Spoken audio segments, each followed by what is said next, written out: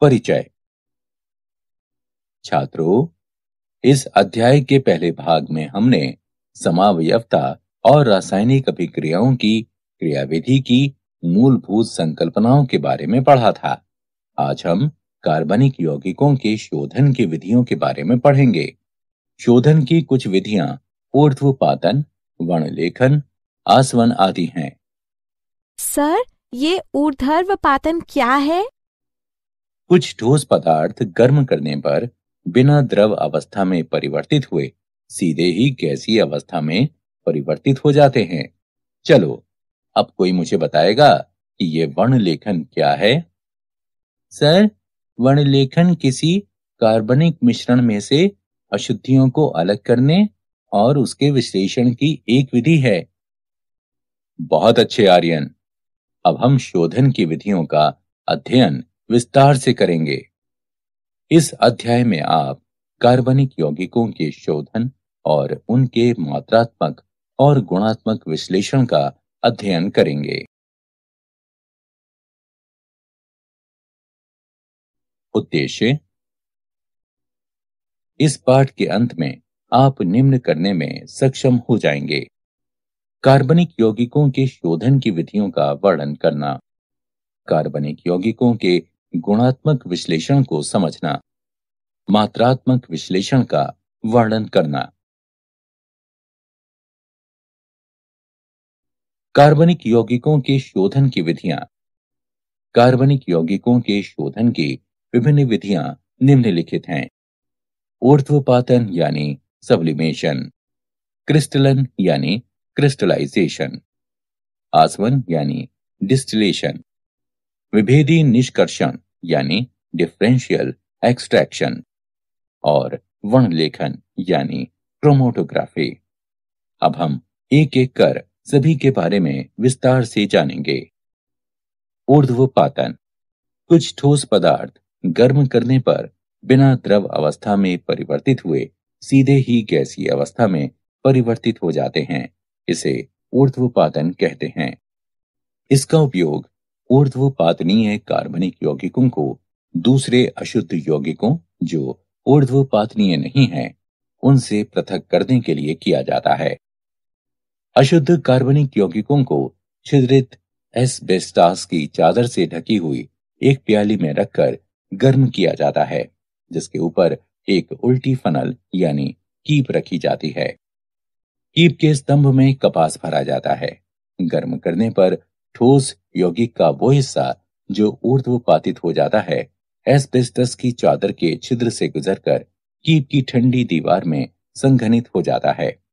अशुद्धियां जो ऊर्ध्वपातित नहीं होती हैं, प्याली में ही रह जाती हैं। क्रिस्टलन। ठोस कार्बनिक यौगिकों के शोधन का यह सबसे सामान्य तरीका है। ये विधि जिस उपयुक्त विलायक में ये कार्बनिक यौगिक मिलाए जाते हैं, उसमें इनकी विलेयताओं में निहित अंतर पर आधारित होती है। अशुद्ध पदार्थ पाउडर के रूप में होते हैं। इन्हें किसी विलायक के साथ एक फ्लास्क में गर्म किया जाता है। विलायक की मात्रा केवल गर्म करने पर पदार्थ के घुलने के लिए पर्याप्त होनी चाहिए। अब ये गर्म संतृप्त विलयन गर्म पानी की कीप से छान लिया जाता है। बाहरी कीप में परिचालित किए जाने वाला गर्म पानी विलयन को गर्म रखता है और कीप ही के अंदर क्रिस्टलीकरण नहीं हो पाता। यह गर्म निस्यंद बीकर में ठंडा किया जाता है। बड़े बड़े क्रिस्टल्स प्राप्त होते हैं और इन क्रिस्टलों को निस्यंद में से निस्यंदन के माध्यम से पृथक कर लिया जाता है। आसवन। आसवन द्रवों के शोधन की एक विधि है, जिसके द्वारा द्रव मिश्रण में से उनके विभिन्न घटकों से अलग अलग किया जाता है।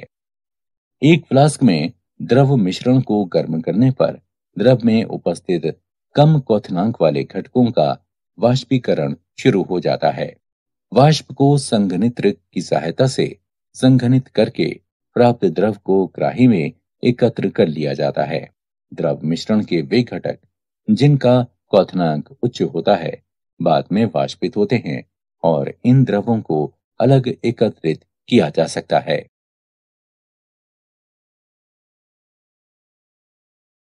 प्रभाजी आसवन। जब दो द्रवों के क्वथनांक एक दूसरे के काफी करीब होते हैं, तब साधारण आसवन काम नहीं करता है। इस दशा में एक प्रभाजी कॉलम का उपयोग किया जाता है, जो एक लंबी नली के रूप में होता है और इसमें ऊपर जाती हुई वाष्प और नीचे आते हुए द्रव के मार्ग में अवरोध प्रदान किया जाता है। ए और बी द्रवों के मिश्रण को एक फ्लास्क में लिया जाता है, जिनके क्वथनांक क्रमशः 370 केल्विन और 380 केल्विन हैं। फ्लास्क को गर्म करने पर ए की ज्यादा वाष्प प्राप्त होती है और बी की वाष्प कम प्राप्त होती है। प्रभागी कॉलम में जैसे जैसे वाष्प ऊपर उठती जाती है, आंशिक रूप से संघनित द्रव नीचे गिरता है। बी की वाष्प ए की वाष्प की तुलना में जल्दी संघनित होती है और जो वाष्प ऊपर जाती है उसमें ए की मात्रा ज्यादा होती है। संघनित द्रव नीचे गिरता है और ऊपर उठती वाष्प से टकराकर पुनः ऊष्मा लेकर वाष्पित होता है, जिसमें बी के अणुओं की खपत होती है। प्रभागी कॉलम में यह क्रमिक प्रक्रिया चलती रहती है, जिसके परिणाम स्वरूप कॉलम के शीर्ष पर बचने वाली वाष्प मुख्यतः ए की होती है, जबकि फ्लास्क में बचने वाला द्रव बी का होता है। निम्न दाब पर आसवन। ये विधि उन द्रवों के लिए प्रयुक्त होती है जो अपने क्वथनांक के निकट अपघटित हो जाते हैं। फ्लास्क की मुख्य गर्दन में एक लंबी केशिका नली यानी कैपिलरी लगा दी जाती है और बगल की दूसरी गर्दन में थर्मामीटर लगा दिया जाता है। बगल की ट्यूब संघनित्र से जोड़ दी जाती है, जो दूसरे छोर पर ग्राही से जुड़ी होती है। ग्राही एक पंप से जुड़ी होती है जो दबाव को कम करता है। कम दबाव के साथ द्रव कम तापमान पर उबलने लगता है, जिससे तापमान अपघटन ताप तक नहीं पहुंच पाता है। उदाहरण, ग्लिसरॉल अपने क्वथनांक 563 केल्विन पर अपघटन के साथ उबलता है, पर यदि दबाव 12 मिलीमीटर तक कम कर दिया जाए तो ये 453 केल्विन पर बिना अपघटन के उबलने लगता है। भाप आसवन। इस विधि का प्रयोग उन पदार्थों के शोधन के लिए किया जाता है जो भाप में वाष्पशील और पानी में अमिश्रणीय होते हैं। यह विधि इस तथ्य पर आधारित है कि कोई द्रव उस तापमान पर उबलना शुरू करता है जब उसका वाष्प दाब वायुमंडलीय दाब के बराबर हो जाता है और दो अमिश्रणीय द्रवों का वाष्प दाब स्वतंत्र द्रवों के वाष्प दाब के योग के बराबर होता है। अशुद्ध यौगिक में लगातार भाप प्रवाहित की जाती है, जो कि आस्वित करने के लिए आवश्यक है। भाप द्रव को गर्म करती है और जल को भी संघनित करती है। कुछ समय बाद जल और द्रव का मिश्रण उबलना शुरू कर देता है, क्योंकि मिश्रण का वाष्प दाब वायुमंडलीय दाब के बराबर हो जाता है। इस क्षण में तापमान पदार्थ के क्वथनांक या जल के क्वथनांक से कम होता है। द्रवों और पानी के इस मिश्रण को संघनित कर ग्राही में एकत्र कर लिया जाता है, जिसे आसानी से अलग अलग किया जा सकता है। विभेदी निष्कर्षण। जब कार्बनिक यौगिक किसी जलीय विलयन में उपस्थित होता है, तब उस कार्बनिक यौगिक को ऐसे विलायक का उपयोग करके निष्कर्षित किया जाता है जिसमें कार्बनिक यौगिक की विलेयता जल की अपेक्षा अधिक होती है और ये विलायक जल में अमिश्रणीय हो। यदि कार्बनिक यौगिक की उस विलयन में घुलनशीलता कम होती है, तो यौगिक की सूक्ष्म मात्रा का निष्कर्षण करने के लिए विलायक की बड़ी मात्रा की आवश्यकता होती है। ये विधि सतत निष्कर्षण कहलाती है। वर्णलेखन। वर्णलेखन शोधन की एक ऐसी विधि है जिसे किसी मिश्रण के अवयवों को पृथक करने, कार्बनिक पदार्थों की पहचान करने और उनकी शुद्धता की जांच करने के लिए उपयोग में लाया जाता है। वर्णलेखन का वर्गीकरण। अधिशोषण वर्णलेखन, वितरण वर्णलेखन। अधिशोषण वर्णलेखन। अधिशोषण वर्णलेखन विभेदक अधिशोषण के सिद्धांत पर आधारित है, जिसके अनुसार विभिन्न यौगिक भिन्न अंशों में किसी विशिष्ट अधिशोषक जैसे ठोस सिलिका या एल्यूमिना जेल पर अधिशोषित होते हैं। विभेदी अधिशोषण के सिद्धांत पर आधारित दो प्रकार की वर्णलेखन तकनीकें निम्नलिखित हैं: कॉलम या स्तंभ वर्णलेखन और पतली परत वर्णलेखन। कॉलम वर्णलेखन।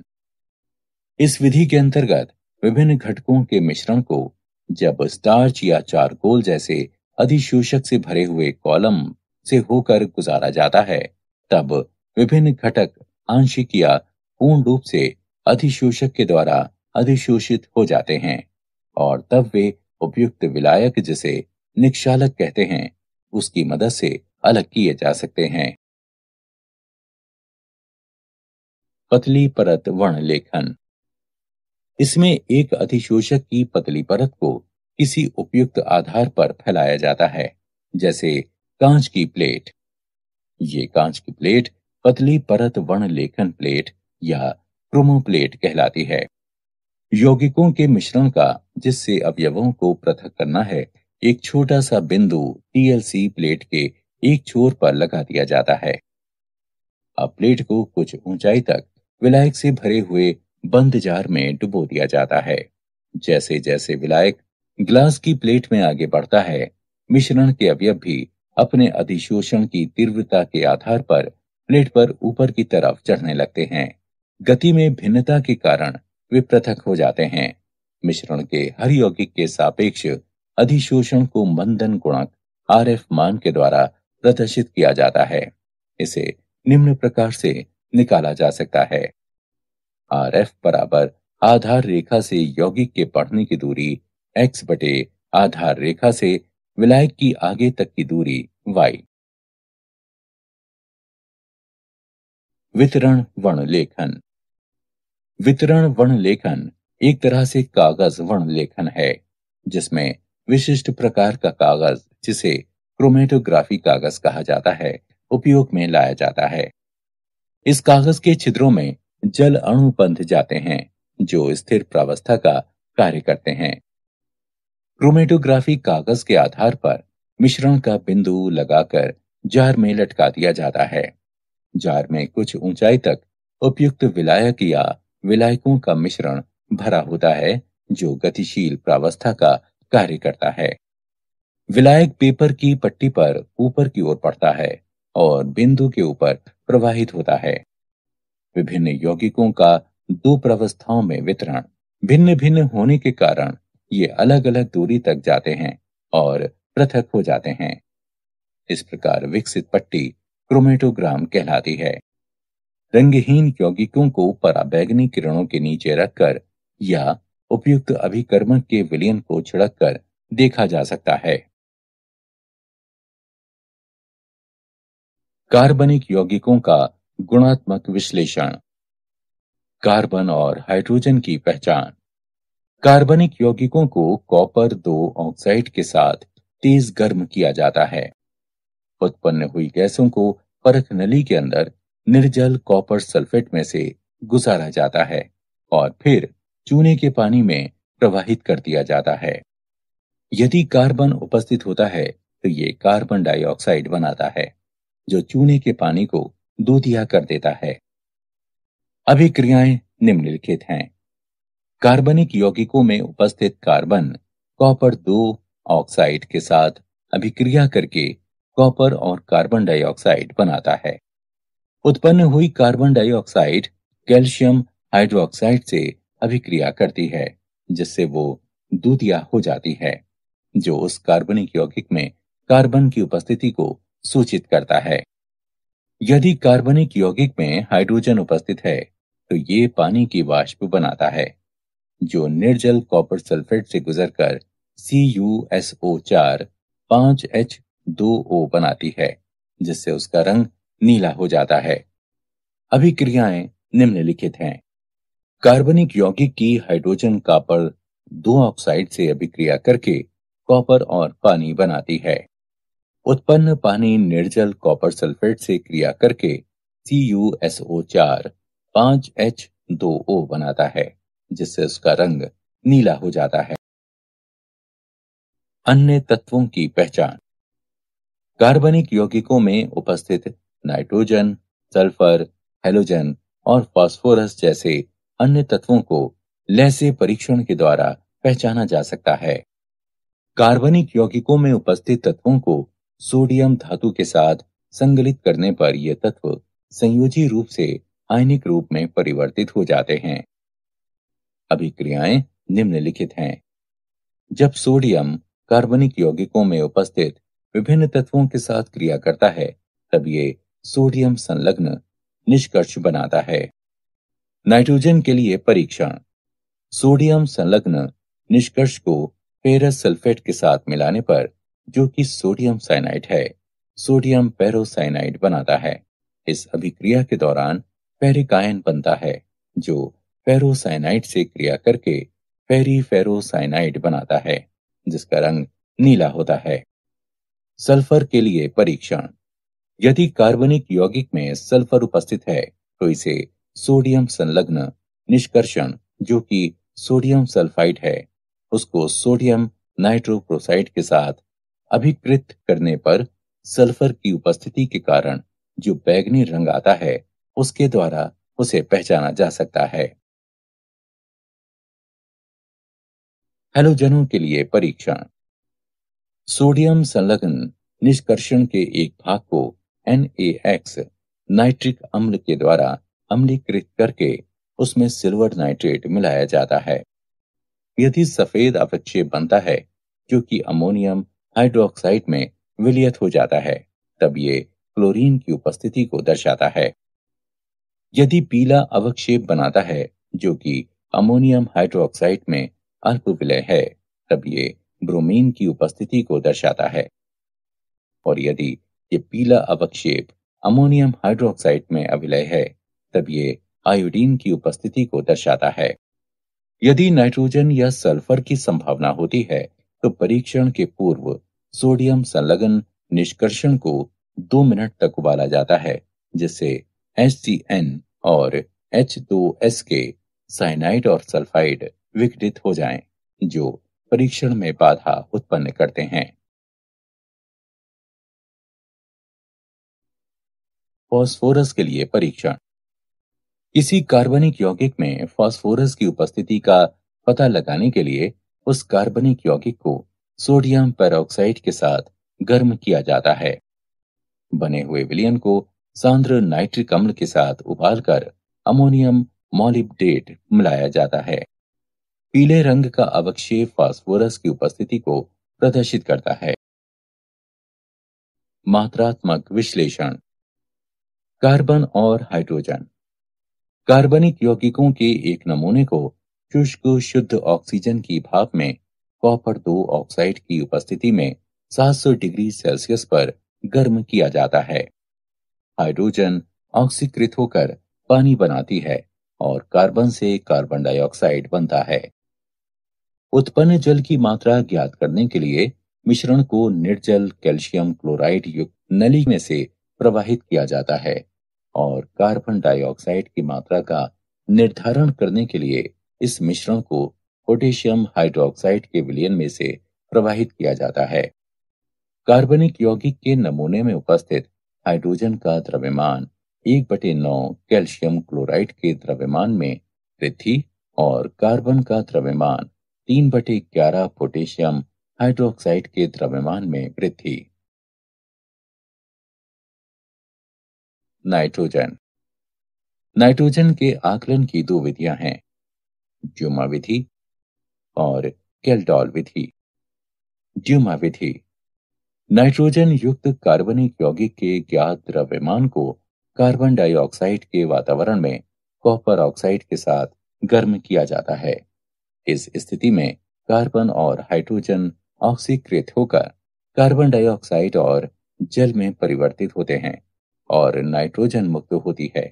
यदि अल्प मात्रा में नाइट्रोजन ऑक्साइड बनती है तो उन्हें गर्म कॉपर के तार पर प्रवाहित करके वापस अपचयित कर लिया जाता है। उत्पन्न गैसों के मिश्रण को भट्टी के द्वारा पोटेशियम हाइड्रोक्साइड विलयन में प्रवाहित किया जाता है। पोटेशियम हाइड्रोक्साइड कार्बन डाइऑक्साइड को अवशोषित कर देता है और नाइट्रोजन को नली के ऊपरी भाग से एकत्रित कर लिया जाता है। कार्बनिक यौगिक में नाइट्रोजन का प्रतिशत, जिसका द्रव्यमान m ग्राम है, 28 गुणे V गुणे 100 बटे 22,400 गुणे m, जहां V एसटीपी पर नाइट्रोजन का आयतन है।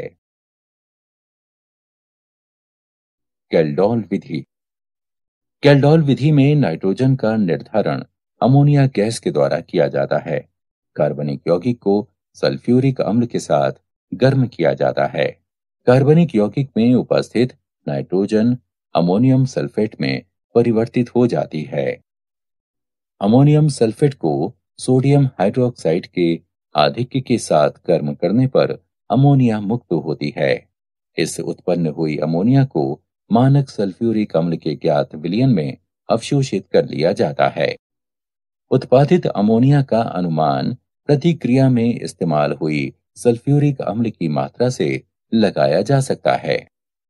अमोनिया के अवशोषण के पश्चात अपशिष्ट सल्फ्यूरिक अम्ल को 4 के मानक विलयन द्वारा अनुमापित कर लिया जाता है। अम्ल की आरंभिक मात्रा और अभिक्रिया के बाद शेष मात्रा के अंतर से अमोनिया के साथ अभिकृत अम्ल की मात्रा ज्ञात होती है। नाइट्रोजन का प्रतिशत 1.4 गुणे m गुणे 2, V और V1 बटे 2 का अंतर बटे कार्बनिक यौगिक का द्रव्यमान। यहाँ V बराबर H2SO4 का आयतन मिलीलीटर में, V1 बराबर NaOH का आयतन मिलीलीटर में, m बराबर H2SO4 की मोलारता। हैलोजन। कैरियस विधि। कार्बनिक यौगिक की निश्चित मात्रा को कांच की एक नली में सधूम नाइट्रिक अम्ल के साथ सिल्वर नाइट्रेट की उपस्थिति में भट्टी में गर्म किया जाता है। इसे कैरियस विधि कहते हैं। बने हुए सिल्वर हैलाइड को अलग करके धोकर सुखाकर तौल लिया जाता है। हैलोजन का प्रतिशत X का परमाणविक द्रव्यमान गुणा M1 गुणा 100 बटे AgX का आणविक द्रव्यमान गुणा M। यहाँ M1 AgX का आणविक द्रव्यमान और M कार्बनिक यौगिक का द्रव्यमान है। सल्फर। कार्बनिक यौगिक की ज्ञात मात्रा को एक नली में सधूम नाइट्रिक अम्ल के साथ गर्म किया जाता है। सल्फर सल्फ्यूरिक अम्ल में परिवर्तित हो जाता है। प्राप्त सल्फ्यूरिक अम्ल को बेरियम क्लोराइड मिलाकर बेरियम सल्फेट के रूप में अवक्षेपित कर लिया जाता है। अवक्षेप को छानकर धोकर सुखाकर तौल लिया जाता है। सल्फर का प्रतिशत 32 गुणा M1 गुणा 100 बटे 233 गुणा M। यहाँ M1 बने हुए बेरियम सल्फेट का द्रव्यमान है और M कार्बनिक यौगिक का द्रव्यमान है। फास्फोरस। फास्फोरस युक्त कार्बनिक यौगिक की ज्ञात मात्रा को सधूम नाइट्रिक अम्ल के साथ गर्म करने पर उसमें उपस्थित फास्फोरस फास्फोरिक अम्ल में ऑक्सीकृत हो जाता है। इसे अमोनिया और अमोनियम मॉलिब्डेट मिलाकर अमोनियम फॉस्फेटो मॉलिब्डेट के रूप में अवक्षेपित किया जाता है। फास्फोरस का प्रतिशत 31 गुणा M1 गुणा 100 बटे 1877 गुणा M। यहाँ M1 अमोनियम फॉस्फेटो मॉलिब्डेट का द्रव्यमान है और M कार्बनिक यौगिक का द्रव्यमान है। ऑक्सीजन। किसी कार्बनिक यौगिकों में ऑक्सीजन का प्रतिशत भिन्नता की विधि से ज्ञात किया जा सकता है। कार्बनिक यौगिक में ऑक्सीजन की प्रतिशतता की गणना उसमें उपस्थित अन्य तत्वों की प्रतिशतताओं के योग को 100 में से घटाकर निकाली जाती है। कार्बनिक यौगिकों की एक निश्चित मात्रा को नाइट्रोजन गैस के प्रवाह में गर्म किया जाता है। उत्पन्न हुई गैसों के मिश्रण को रक्त तप्तकोप पर प्रवाहित करने पर ऑक्सीजन गैस कार्बन मोनोऑक्साइड में परिवर्तित हो जाती है। अब इस गैसीय मिश्रण को आयोडीन पेंटऑक्साइड मिलाने पर carbon monoxide gas carbon dioxide में ऑक्सीकृत हो जाती है। अभिक्रियाओं के अनुसार ऑक्सीजन का प्रतिशत निम्न प्रकार से प्राप्त किया जा सकता है: 16 गुणा कार्बन डाइऑक्साइड का द्रव्यमान बटे 44 गुणा कार्बनिक यौगिक गुणा 100। क्या आप जानते हैं, कार्बन सभी सजीवों में पाया जाता है। कार्बन एक अधातु है।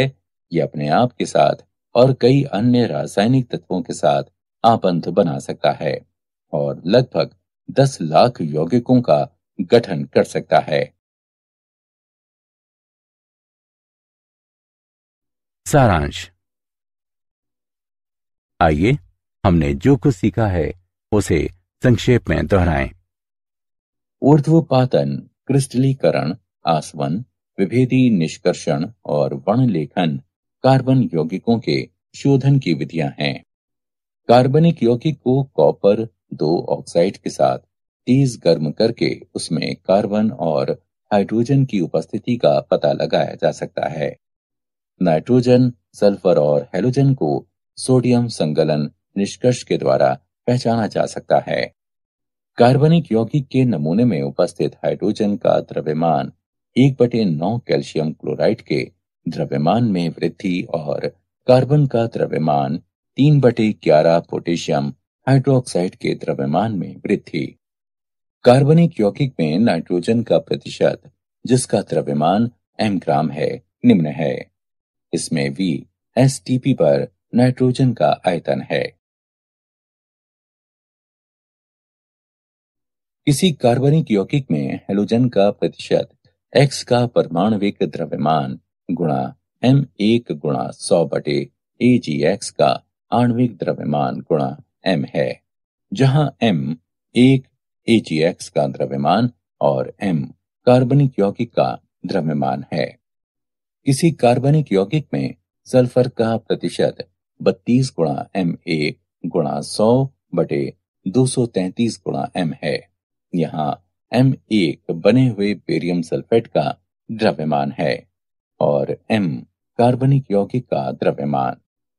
किसी कार्बनिक यौगिक में फास्फोरस का प्रतिशत 31 गुणा M1 गुणा 100 बटे 1877 गुणा M है, जहां M1 अमोनियम फॉस्फेटोमोलिब्डेट का द्रव्यमान है और M कार्बनिक यौगिक का द्रव्यमान है।